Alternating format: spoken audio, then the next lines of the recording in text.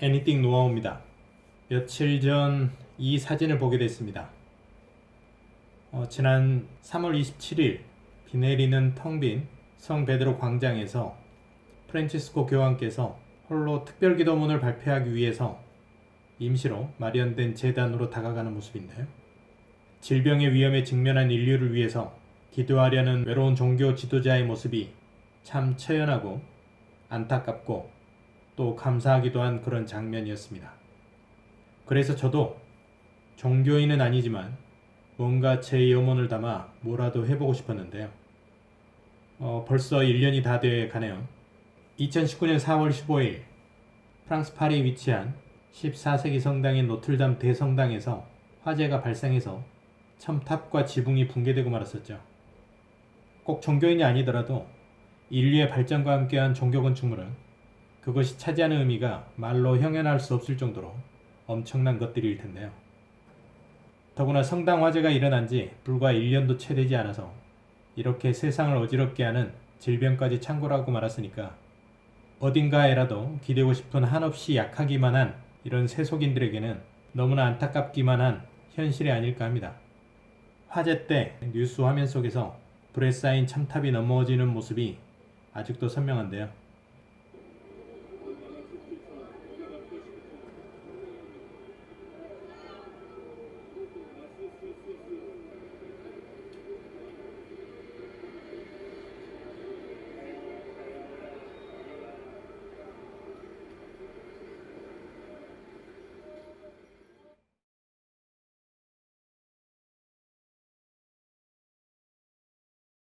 고딕 양식은 11세기에서 12세기에 걸쳐서 프랑스 수도 파리의 소지역에서 발전한 건축 양식입니다.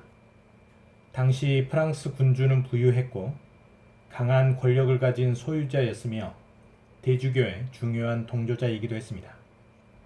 왕이 귀족사의 위협으로부터 지원을 받는 대가로 영향력 있는 도시민에게 영토를 매각하면서 왕권의 강화와 도시의 성장이 동시에 일어났습니다. 이런 왕권이 성장함에 따라서 좀 더 수행 능력이 배양된 행정조직이 필요했는데 이를 교육한 교육기관이 교회 독점이었기 때문에 대주교들은 큰 권력을 갖게 됩니다. 그들은 왕이 내린 땅 위에 큰 성당을 짓게 되고 신성한 기독교를 상징하는 로마네스크 양식, 아치와 아치의 결합 구조물인 볼트의 발명, 유입된 노르만인들의 배타적인 캐슬 문화, 기독교의 막강한 권력과 신성화가 결합된 독특한 구조의 건축물이 만들어지게 된 것인데요.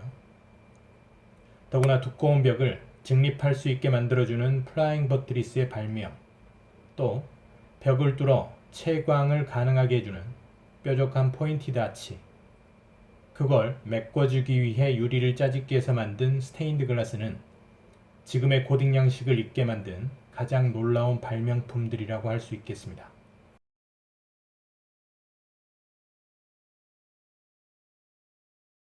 노틀담 성당은 대표적인 고딕 건축물로 알려져 있는데요. 노틀이란 뜻은 우리의, 그리고 담은 성모 마리아를 의미합니다. 따라서 이곳을 정확히 표현하자면 파리의 성모 마리아 대성당이라고 할 수 있겠는데요. 이것은 1163년에 시작해서 1355년까지 장장 3세기에 걸쳐 완공됩니다. 이번에 소실된 첨탑은 유래가 확실치는 않습니다. 다만 프랑스 혁명 후에 프랑스 건축가 비올레 르 듀크가 복원한 것으로 알려져 있는데요. 르 듀크는 프랑스 혁명으로 황폐해진 프랑스 내에 많은 중세 유적들을 복원했었고, 따라서 이 첨탑은 비올레 르 듀크의 화살이라는 명칭을 가지고 있기도 했다고 합니다. 첨탑을 복원하던 당시에 오를레앙 성당의 첨탑을 본뜬 것 아니냐는 지적과 함께 노틀담 성당의 복원 방식을 둘러싸고 많은 논란이 있기도 했었다고 합니다.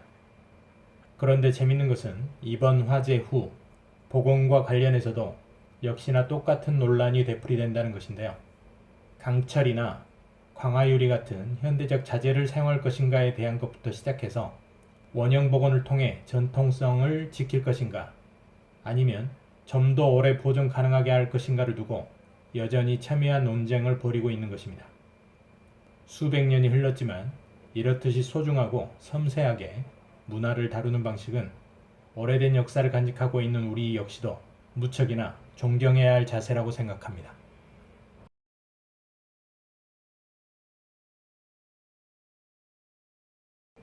그래서 이번에는 그 첨탑을 확대해서 3D 출력을 해보려고 합니다.